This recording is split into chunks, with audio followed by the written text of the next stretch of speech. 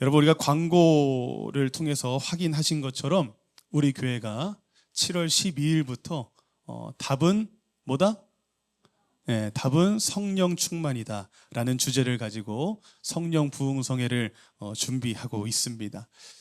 저는 오늘부터 이 집회를 위해 우리 사랑하는 모든 성도님들이 기대함과 또 사모함을 가지고 정말 기도로 준비하기를 시작하시는 그런 시작의 날이 되길 주님의 이름으로 축복합니다.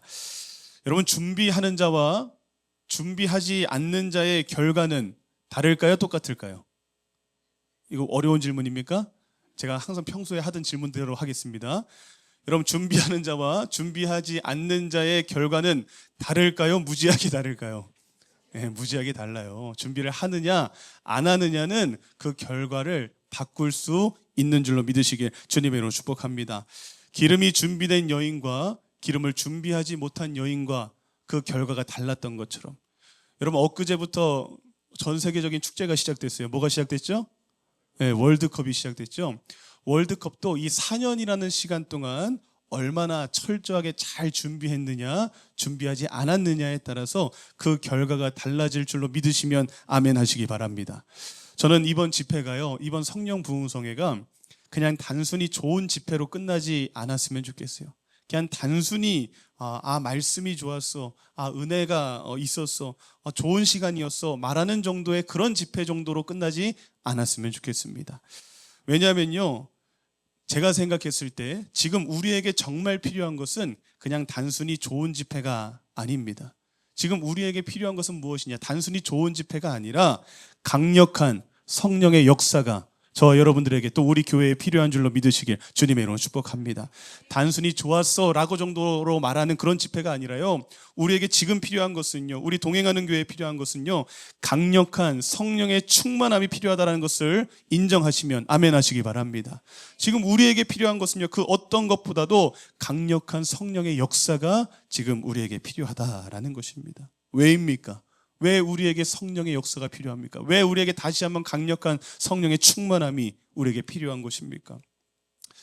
여러분 자신을 한번 돌아보셨으면 좋겠어요. 여러분 자신을 한번 지금 잠깐이지만 1초 동안 한번 돌아보시기 바랍니다. 돌아보면 어떻습니까? 여러분, 우리의 모습이 지금 어떻냐라는 거예요. 분명 예수님을 믿고 있는데 우리가 정말 이렇게 매주 예배도 빠지지 않고 열심히 예배도 드리고 있는데, 교회에서 헌신도 하고 봉사도 하고 있는데, 여러분 혹시 지금 여러분들 안에 기쁨은 사라지지 않으셨습니까?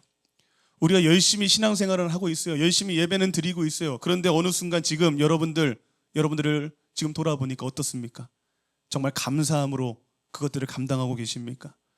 여러분들이 지금 그 신앙생활을 정말 감격 있이, 정말 감사함으로 기쁨이 충만한 상태로 여러분들이 그 신앙을 유지하며 잘 걸어가고 계시느냐라는 거예요.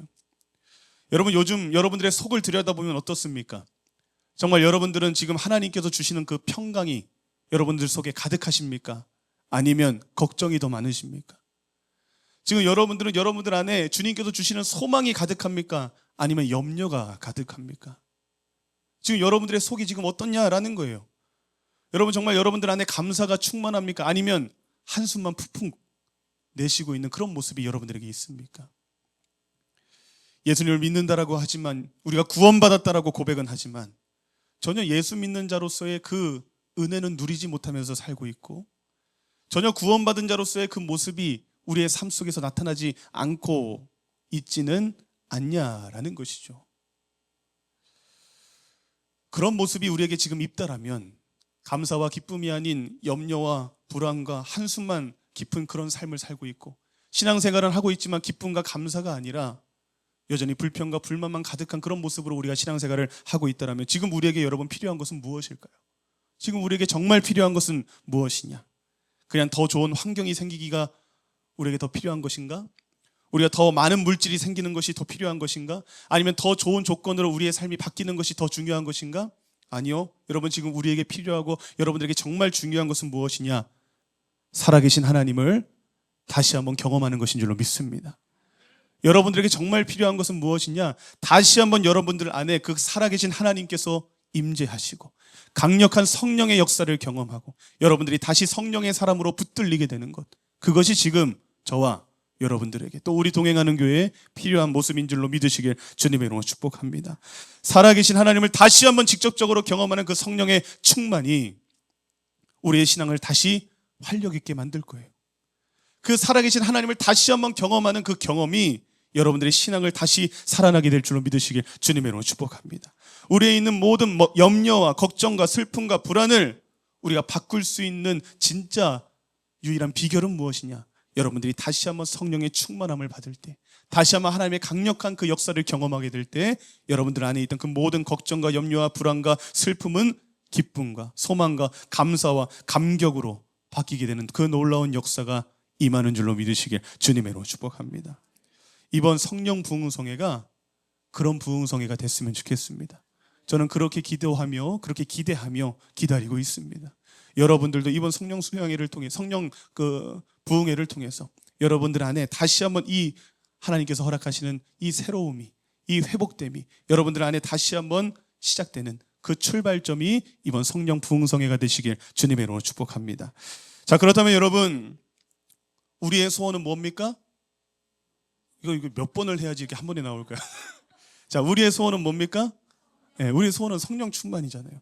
여러분, 다른 우리 동행하는 교회를 다닌다라고 했을 때 소원이 달라지면 안 됩니다. 우리는 항상 소원이 무엇이냐? 성령 충만이 소원입니다. 자, 우리의 소원인 이 성령 충만은 그렇다면 여러분, 그냥 임하게 되는 것이냐? 이 성령 충만은 우리가 아무런 준비 없이 그냥 이 성령 부흥성회를 그냥 시간만 보내다가 참여하면 하나님께서 저절로 우리에게 주시는 것이 바로 이 성령 충만일까?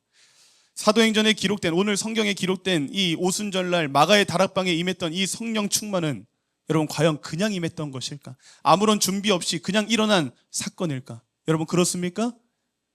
그렇지 않다라는 거예요. 성령 충만은 그냥 우연히 갑자기 그렇게 일어나는 것이 아니다라는 것이죠. 오순절 성령 강림은요, 그냥 우연히 아무 준비 없이 일어난 그런 사건이 아니었어요. 예수님은 먼저 어떻게 하셨느냐?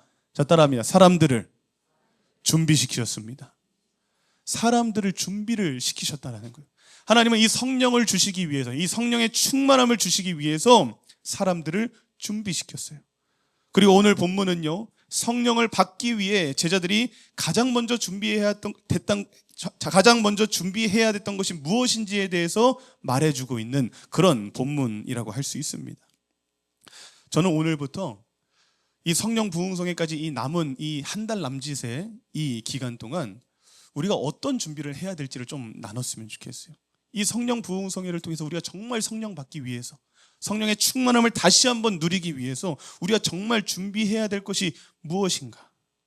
이 오순절날 임했던 그 강력한 성령의 충만함이 임했던 그 비결은 무엇이고, 그들이 그 성령 충만을 받기 위해서 준비했던 것은 무엇인가에 대해서 우리가 함께 나누면서 우리가 남은 이 성령 부흥성회를 준비하게 되기를 주님의 이름으로 축복합니다. 자, 그러다면 우리는 무엇을 먼저 준비해야 될까? 먼저 우리는요, 오늘 제목처럼 우리는 약속을 붙들고 기다려야 될 줄로 믿으시길 주님의 이름으로 축복합니다. 여러분, 우리가 이 성령 충만을 받기 위해서 우리가 알아야 될 중요한 사실은 무엇이냐? 성령 충만을 사모하는 사람은요, 두려움보다, 현실보다 주님의 약속을 붙들어야 된다는 그 사실입니다. 여러분, 지금 제자들은요, 오늘 본문에 나오고 있는 이 제자들은요, 지금 두려움에 빠져 있어요. 지금 오늘 본문에 등장하는 제자들은요, 굉장한 걱정과 염려와 두려움 속에 빠져 있어요. 이들의 질문을 보면 우리는 그들의 왜 두려움에 빠져 있다라고 제가 말하는지 알 수 있습니다. 6절을 보니까 이렇게 말합니다. 그들이 모였을 때에 예수께 여쭈어 이르되 주께서 이스라엘 나라를 회복하심이 이때니까 하니라고 말합니다. 여러분, 이 질문은요, 제자들이 지금 단순히 정치적으로 궁금해서 질문하는 것이 아니에요. 단순히 로마의 통치로부터 벗어나 언제 이스라엘이 독립하고 이스라엘이 언제 이 나라가 회복되는지가 정말 그것이 궁금해가지고 지금 이런 질문을 하고 있는 것이 아니다라는 거예요. 지금 제자들의 이 질문 속에는요, 지금 굉장한 이 불안과 염려와 두려움이 이 질문 속에 담겨져 있다라는 것이죠. 이 질문을요, 바꿔서 말하면, 더 쉽게 여러분들이 받아들일 수 있도록 바꾸어 말하면 이렇게 지금 질문하고 있는 거예요. 예수님, 이제 앞으로 대체 어떻게 되는 것입니까? 예수님, 이제 우리의 미래는 과연 어떻게 되는 것입니까? 주님이 떠나시면 우리는 대체 앞으로 무엇을 해야 되고 우리는 대체 무엇을 바라보며 살아야 되는 것입니까? 라고 지금 묻고 있는 거예요. 그렇다면 여러분, 제자들은 왜 이런 불안 속에, 왜 이런 두려움 속에 이런 질문을 하고 있는 것이냐? 왜냐하면요, 예수님은 이제 곧 어떻게 하시게 되는 거예요? 예수님은 이제 곧 하늘로 올라가셔야 돼요. 이제 예수님은 곧 승천하셔야 되는 것이죠. 그리고 여전히 이 로마는 여전히 강력한 힘을 가지고 있고요, 여전히 이 이스라엘을 통치하고 있다라는 그 현실이 그들 앞에 있다라는 거예요. 그리고 예수님을 십자가에 못 박고 예수님을 따르는 자들 역시도, 이 제자들 역시도 굉장히 싫어하며 이들을 색출하고 제거하려고 하는 그 시도를 하는 유대인들이 여전히 이 제자들 주위에 있어요, 없어요? 있는 거예요. 그러니 두려울까요, 안 두려울까요? 두렵죠. 예수님은 이제 곧 하늘로 올라가세요. 로마는 아직도 힘이 강력해서 이스라엘을 계속해서 통치하고 있어요. 그리고 유대인들은 계속해서 예수님을 따르던 자신들을 제거하려고 하고 있어요. 그러니 여러분, 두려운 거예요. 그러니 걱정이 되는 거예요. 그러니 앞으로 어떻게 살아야 되나, 예수님이 없는 미래가 너무나도 염려되고 두렵다라는 것입니다. 그래서 그 두려움에 제자들은 예수님께 이렇게 묻고 있는 거예요. 예수님, 이스라엘의 나라가 회복이 언제 됩니까? 이 말은 뭐예요? 예수님, 이제 대체 우리는 앞으로 어떻게 살아야 됩니까? 언제 이 어려움이 끝나게 되는 것입니까? 라고 묻고 있는 것이죠. 그런데 여러분, 우리가 생각해 보면 이러한 제자들이 이렇게 두려움에 벌벌 떨고 있는 이 모습, 이 제자들의 이 모습을 보면요, 사실 이 제자들의 모습을 통해서 누구의 모습을 발견할 수 있습니까? 저와 여러분들의 모습이 이 제자들의 모습과 같다라는 것을 우리는 발견하게 됩니다. 여러분, 사실 우리에게도 이 제자들과 같은 모습이 있지 않습니까? 우리에게도 이 제자들과 같은 이 두려움에 벌벌 떨며 하고 있는 이 질문이 우리에게도 있지 않느냐라는 거예요. 우리도 제자들과 같이 부활하신 예수님을 앞에다 두고 있는데도 불구하고, 그 부활하신 예수님과 함께 하고 있음에도 불구하고 우리 역시도 이런 두려움에, 이런 염려 속에 살아가고 있고요. 우리도 예수님께 늘 이런 질문을 합니다. 뭐라고 질문합니까? 주님, 언제까지 해야 됩니까? 주님, 언제 대체 좋아집니까? 주님, 언제 대체 이 어려움이 끝납니까? 주님, 언제 회복되고 언제 대체 좋아지고 언제 대체 잘 되는 것입니까? 라고 우리 역시도 이런 질문을 하며 우리의 미래에 대해서, 우리의 현실에 대해서 두려움에 벌벌 떨며 주님께 이런 질문을 던질 때가 많아요? 많아요? 많이 있어요. 우리 역시도 계속해서 하나님께 물어봅니다. 하나님, 대체 언제까지 해야 돼요? 하나님, 대체 언제 좋아져요? 우리도 두려움 속에 하루하루를 살아가고 있다라는 것이죠. 그런데 여러분, 그래도 우리가 한편으로는 위로가 되는 게 무엇이냐? 우리가 한편으로는 그래도 위안이 되는 것이 무엇이냐? 이렇게 때로는 믿음 없는 사람처럼 우리의 현실의 문제 앞에, 우리의 미래에 대한 그 염려 앞에 이렇게 두려움에 벌벌 떨고 있는 이러한 모습이 우리에게만 있는 모습은 아니더라라는 거예요. 이것이 우리에게 한 가지 또 위안이 되고 위로가 된다라는 것이죠. 성경을 보면요, 우리가 잘 아는 위대한 믿음의 인물들 역시도 이런 두려움에 벌벌 떨며 하나님께 이런 질문을 할 때가 성경을 보니까 많이 발견되더라고요. 성경의 인물들 역시도 이런 두려움에 빠져 살아가는 그런 모습들이 발견되더라라는 것입니다. 여러분, 믿음의 조상 아브라함도 두려워할 때가 있더라는 거예요. 믿음의 조상이라고 불리는 아브라함도요, 애굽에 내려갈 때 자신의 아내 사레가 너무 이뻐요, 안 예뻐요? 너무 이쁜 거예요. 그래서 자기가 이 사라의 남편이라는 것을 사람들이 알게 되면 자신을 뭐 할 것 같아요? 죽일 것 같아요. 그래서 그 두려움에 빠져서 사라를 자신의 누이라고 속이고 있는 그런 장면도 믿음의 조상 누구에게도 보여요? 아브라함에게도 보이고요. 모세 역시도요, 하나님께 부름받을 때에 자신의 그 연약함과 부족함 때문에 바로 앞에 서는 것이 두려워서, 바로 앞에 자신이 선다라는 것이 너무나도 두려워서 그 하나님의 부르심 앞에 수차례 계속해서 하나님의 그 부르심을 거절하는 그런 장면도 모세를 통해 우리는 발견할 수 있게 된다는 거예요. 엘리야도 보니까요, 이세벨이 두려웠고요, 다윗도 보니까요, 사울이 두려워서 때로는 이상한 짓을 할 때가 있더라는 것이죠. 오늘 제자들 역시도 이렇게 부활하신 예수님과 함께 있음에도 불구하고 두려워하며 이렇게 질문하는 모습을 우리는 볼 수 있다라는 거예요. 그러니까 여러분, 두려워하는 것 자체가 죄예요, 아니에요? 두려워하는 것 자체가 문제예요, 아니에요? 두려워하는 것 자체는요, 문제는 아니에요. 두려워할 수 있어요. 우리는 연약한 인생이기 때문에 인간은 두려워할 수밖에 없어요, 이 인생을 살아갈 때에. 근데 이 두려워하는 것이 문제가 뭐냐면, 두려움 자체가 문제가 아니라, 여러분 진짜 중요한 것은 이 두려움이 찾아왔을 때 우리의 반응인 줄로 믿으시길 주님으로 축복합니다. 두려움이 안 찾아올 수는 없어요. 그러면 여러분들 하나님이죠. 두려움이 찾아올 수밖에 없죠. 근데 그 두려움이 찾아왔을 때 우리에게 중요한 것은 무엇이냐? 그 두려움이 찾아왔을 때 우리는 어떻게 반응할 것이고, 그 두려움이 찾아왔을 때 우리는 무엇을 바라볼 것인가? 이것이 우리에게 중요한 것인 줄로 믿으시길 주님의 이름으로 축복합니다. 여러분, 믿음은요, 두려움이 없는 상태를 말하는 것이 아니에요. 믿음은 무엇이냐? 두려움보다 하나님을 바라보는 것이 믿음인 거예요. 두려움 자체가 없는 것이 믿음이 아니라, 두려움이 찾아왔을 때 두려움보다 더 크신 하나님을 바라보는 것, 그것이 진짜 믿음임을 믿으시길 주님의 이름으로 축복합니다. 그리고 성령도요, 두려움이 없는 사람에게 임하는 것이 아니라는 거예요. 성령은 두려움이 없는 사람에게 임하는 것이 아니라, 이 두려움 속에서 두려움이 아닌 하나님의 약속을 붙드는 자에게 성령은 임하게 되는 것인 줄로 믿으시길 주님의 이름으로 축복합니다.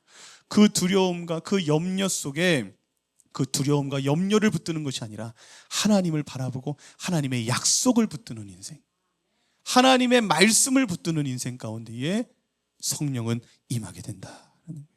그러니 사랑하는 여러분, 오늘도 주님께서 여러분들에게 주시는 오늘 이 말씀을, 이 약속을 들으시고, 여러분들 안에 그 모든 두려움은 다 버리시고 주님이 주시는 이 약속을 붙들게 되시길 주님의 이름으로 축복합니다. 주님께서 주시는 이 약속, 오늘 여러분들에게 하나님께서 무슨 약속을 할 거냐면요, 이번 성령 부흥성회를 통해 내가 반드시 너희들을 만나줄 것이고, 내가 반드시 너희들에게 성령의 역사를 보여줄 것이고, 내가 반드시 너희에게 다시 한번 성령의 충만함을 주리라 라고 하시는 그 말씀이 오늘 이 시간 선포될 때에, 그 약속이 선포될 때에 그 약속을 붙드실 수 있는 저와 여러분들 되시길 주님의 이름으로 축복합니다. 자, 그렇게 두려움 가운데 있는 그 제자들이요, 자신의 미래에 대한 그 질문을 했을 때 예수님은 그런 제자들의 질문에 대해서 뭐라고 말씀하시느냐? 7절에 보니까 이렇게 대답을 하십니다. 7절 한번 읽어봅니다. 이르시되 때와 시기는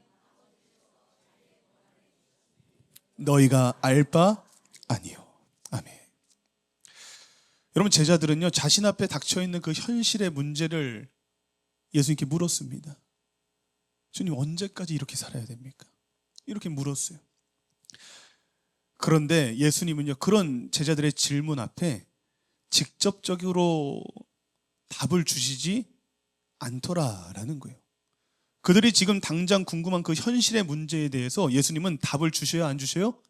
안 주셔요. 너희가 알 바 아니라. 해결책을 주시지 않는다라는 거예요. 왜 안 주실까요? 아니, 분명 물어봤으면, 주님 대체 언제 이스라엘이 회복됩니까? 대체 하나님 나는 언제 좀 잘 살게 됩니까?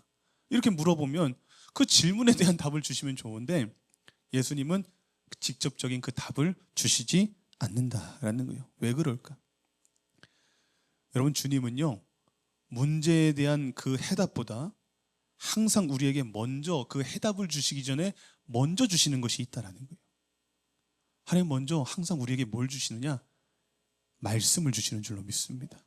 하나님은 우리에게 답을 주시기 전에 항상 우리에게 약속을 먼저 주시는 분이 바로 우리 하나님이시다 라는 것을 여러분 성경을 보다 보시면 여러분 파악하실 수 있게 될 거예요. 하나님은 우리에게 답을 직접적으로 곧바로 바로 주시는 분이 아니라는 거예요. 하나님은 항상 우리에게 먼저 말씀으로 약속을 먼저 주신다라는 것이죠. 하지만 우리는 늘 뭘 얻길 원해요? 우리는 답을 받기를 원해요. 우리는 하나님이 좀 답을 주셨으면 좋겠어요. 당장 이 문제를 직접적으로 해결할 수 있는 해답과 해결책을 우리는 항상 하나님이 좀 바로 주셨으면 좋겠죠. 하나님, 병 좀 고쳐주세요. 그러면 고쳐주시면 좋잖아요. 병 좀 고쳐주세요라고 말하는데 하나님은 당장 병을 고쳐주시지 않아요. 하나님, 나에게 이 돈의 문제를 해결해 주세요. 하나님, 이 문제 좀 제발 해결해 주세요 라고 우리가 구하면요, 하나님은 바로 대답을 주시지 않는다는 거예요. 바로 그 답을 해결책을 주시지 않는다는 거예요. 우리는 바로 입금이 띵 되기 원하는데, 바로 입금이 바로 되길 원하는데, 하나님은 입금하기 전에 항상 우리에게 먼저 뭘 주세요? 말씀을 주세요. 항상 우리에게 약속을 먼저 주세요. 그리고 우리에게 그 약속을 주시면서 너가 이 약속을 붙들고 나를 믿고 순종하고 이 약속을 붙들고 나를 따라오면 내가 그러면 너에게 네가 원하는 그 답을 내가 주겠다 라고 하나님은 우리에게 늘 말씀하고 계신다라는 거예요. 홍해 앞에서도 그러셨어요. 뒤에는 지금 애국 군대가 쫓아오고 있고요, 앞에는 그 홍해가 앞을 막고 있는데요, 당장 길이 필요하고 당장 답이 필요하고 당장 이 물이 갈라지든지 어떻게 되든지 해야 되는데 하나님은 먼저 그 길을 열어주시지 않아요. 그들이 홍해로 가고 있을 때 그 앞에서 먼저 그 길을 열어주시지 않아요. 하나님은 어떻게 하세요? 말씀을 주세요. 너희는 가만히 있어. 너희의 하나님 여호와께서 너희를 위하여 싸우시고 너희를 구원하는 것을 보라 라고 말씀하시면서 하나님은 바로 그것을 막 알아서 해결해 주시지 않고요, 먼저 우리에게 약속을 주세요. 내가 너희들을 구원해 줄 것이다. 내가 너희들을 위해서 싸워줄 것이다. 너희는 가만히 있어라. 내가 너희를 위해서 반드시 일할 것이다 라고 말씀을 먼저 주시고 우리가 그 말씀을 붙들고 믿음으로 기다리게 만드신다는 거예요. 그리고 그것을 믿고 기다릴 때 홍해는 갈라지게 되더라는 거예요. 아브라함도 마찬가지였어요. 현실은 불가능해요. 더 이상 아이를 가질 수 있다는 소망을 가질 수 없는 그런 현실 속에 놓여 있어요. 그런데 주님은 뭐라고 말씀하세요? 내가 너로 큰 민족을 이루게 하겠다. 아니 먼저 잉태부터 하신 다음에, 사라가 잉태부터 하게 하신 다음에 내가 너로 큰 민족을 이루게 하겠다 이렇게 말씀해 주시면 훨씬 편할 텐데, 하나님은요 아무런 것도 없는 상황 속에서, 아무런 것도 소망을 품을 수 없는 그런 현실 속에서 내가 너로 큰 민족을 이루게 하겠다 라고 말씀하시고 그 약속의 말씀을 붙들고 몇 년 동안 기다리게 하시는 거예요? 25년이라는 시간 동안 아브라함이 기다리게 하시더라는 거예요. 그런데 그 아브라함이 그 약속을 붙들고 끝까지 믿음으로 기다렸더니 하나님께서 어떻게 해주신다라는 거예요? 그 약속이 성취되고 이루어지게 되는 것을 보여주시더라라는 것이죠. 여러분, 하나님은요 오늘도 동일하게 일하시고 역사하시는 분이신 줄로 믿으시길 주님으로 축복합니다. 그 하나님은요 지금도 동일하게 살아계시고 역사하신다라는 거예요. 하나님은 일하시기 전에, 역사하시기 전에 먼저 말씀을 주십니다. 하나님은 일하시기 전에 먼저 여러분들에게 약속해 주십니다. 두려워하지 말라. 내가 너와 함께 할 것이다. 내가 너를 버리지 않고 내가 너를 지키며 내가 너를 붙들어 너를 구원하고 반드시 내가 너를 승리하게 할 것이다. 하나님은 승리를 기대할 수 없는 그 현실 속에 있는 우리에게 승리를 약속해 주신다라는 거예요. 그러니 현실을 바라보고 눈앞의 문제를 바라보며 두려움과 염려에 붙들리지 말고 너희들은 하나님의 약속, 나의 말씀을 붙들고 내 말이 이루어질 때까지 믿음으로 나와 함께 걸어가자 라고 말씀하시는 그 말씀을 여러분 오늘 여러분들도 붙들게 되시길 주님의 이름으로 축복합니다. 그래야 우리는 그 약속의 성취를 보게 될 것이에요. 그리고 오늘 본문을 통해 우리에게 주님은 이렇게 약속해 주고 계십니다. 주님은 오늘 저와 여러분들에게 이렇게 말씀하시고 약속을 주세요. 어떤 약속을 주시느냐? 우리 4절에서 5절의 말씀 같이 함께 읽겠습니다. 아버지께서 약속하신 것을 기다리라. 너희는 몇 날이 못되어 성령으로 세례를 받으리라 하셨느니라. 할렐루야. 오늘 주님께서 주시는 약속은 바로 이 약속입니다. 오늘 저와 여러분들에게 주시는 이 말씀을 여러분 붙들게 되시길 주님으로 축복합니다. 성령 부흥성회를 한 달 앞둔 우리에게 주님은 오늘 이렇게 약속하시는 거예요. 너희는 약속하신 것을 기다려라. 그러면 너희는 몇 날이 못되어 성령 부흥성회를 통해 성령으로 세례를 받으리라. 할렐루야. 믿으십니까? 아멘이십니까? 오늘 이 말씀을 받으셔야 돼요. 오늘 이 말씀을 붙드셔야 돼요. 여러분들 안에 있는 그 어떤 다른 생각 다 버리시고요. 이 하나님의 약속을 붙드시길 주님의 이름으로 축복합니다. 그러니 이제 우리는 이 약속을 붙들고 그러면 우리는 어떻게 해야 되느냐? 이 성령 부흥성회를 우리는 어떻게 준비해야 되느냐? 4절에 보니까 더 디테일하게 이렇게 말합니다. 사도와 함께 모이사 그들에게 분부하여 이르시되 예루살렘을 뭐하지 말고 떠나지 말고 내게서 들은 바 아버지께서 약속하신 것을 기다려라. 할렐루야. 너희는 어디를 떠나지 말라라고 말합니까? 예루살렘을 떠나지 말라라고 말하고 있어요. 여러분, 제자들에게 이 예루살렘은 지금 어떤 곳일까요? 제자들에게 이 예루살렘은요, 사실은 당장 떠나고 싶은 곳이에요. 제자들에게 이 예루살렘은요, 너무나도 좋지 못한 추억을 가지고 있는 곳이죠.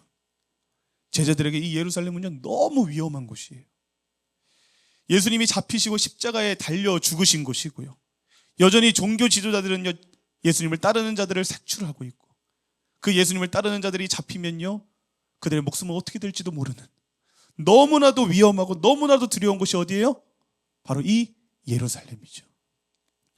이들은 빨리 이 예루살렘을 떠나 저 갈릴리로 돌아가고 싶었을 것입니다. 하지만 주님은요, 이 예루살렘을 뭐 하지 말라 그래요? 떠나지 말라. 떠나지 말라. 너무 위험한, 너무나도 불안한, 당장이라도 떠나고 싶은 이 예루살렘을 너희들은 떠나지 말고 내가 약속한 것, 성령을 이곳에서 기다리라 라고 말하고 있어요. 왜 예루살렘을 떠나지 말라 라고 말씀하고 계시는 것이냐? 왜입니까? 왜 예수님은 제자들에게 예수님을 떠나지 말라라고 말씀하시느냐? 이것은 여러분, 제자들의 순종을 보기 위해서인 줄로 믿으시길 주님으로 축복합니다. 이 예루살렘을 떠나지 말라라고 지금 명령하시는 이 명령은요, 이 제자들의 믿음을 보기 위해서, 이들이 믿음으로 순종하는 그 모습을 보기 위해서 이 예루살렘을 떠나지 말라라고 명령하고 계시는 거예요. 하나님의 약속이 아무리 어려운 상황 속에서도, 아무리 두려운 상황 속에서도, 아무리 불가능해 보이는 그런 상황 속에서도 믿음으로 우리가 그 주님의 말씀에 순종하면 반드시 이루어진다는 것을 보여주시기 위해 예수님은 제자들에게 이 위험한 곳, 이 두려운 곳, 당장 떠나고 싶은 이곳, 이 예루살렘을 떠나지 말고 너희들은 내 말에 순종하여 약속한 성령을 기다려라 라고 명령하고 계시더라라는 거예요. 여러분, 약속은 순종하는 자에게 이루어지는 줄로 믿습니다. 약속은 순종하며 기다리는 자에게 이루어진다라는 거예요. 그리고 그렇게 제자들이 그 예수님의 말씀에 순종하여 정말 떠나고 싶었고 너무나도 두렵고 너무나도 위험한 이 예루살렘을 끝까지 믿음으로 떠나지 않고 그곳에서 약속하신 그 성령을 믿음으로 기도하며 기다렸을 때 결국 어떻게 됩니까? 주님께서 약속하신 그 성령이 오순절 마가의 다락방에 불과 같이 바람과 같이 강력하게 임하게 돼요.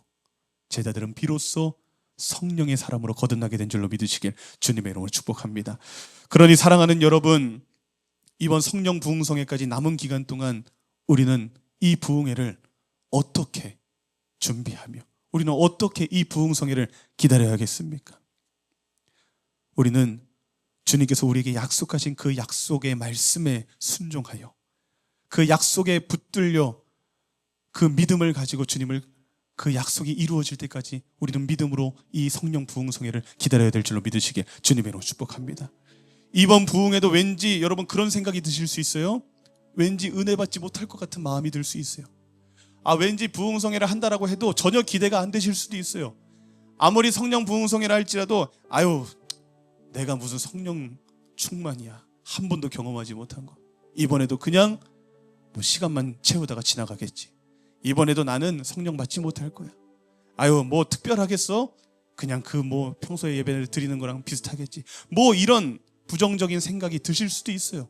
이런 두려움이 생길 수도 있어요. 그동안 성령을 경험하지 못했기 때문에 이번에도 경험하지 못할 거야 라고 하는 이런 막연한 두려움, 막연한 염려, 이런 부정적인 생각들이 여러분들에게 들어올 수 있을 것입니다. 하지만 여러분, 그런 모든 두려움, 하나님께서 오늘 뭐라고 말씀하십니까? 그런 두려움을 붙잡지 말라라는 거예요. 그런 염려를 붙들지 말라라는 거예요. 그런 부정적인 생각에 붙들리지 말라라는 거예요. 우리는 무엇에 붙들려야 돼요?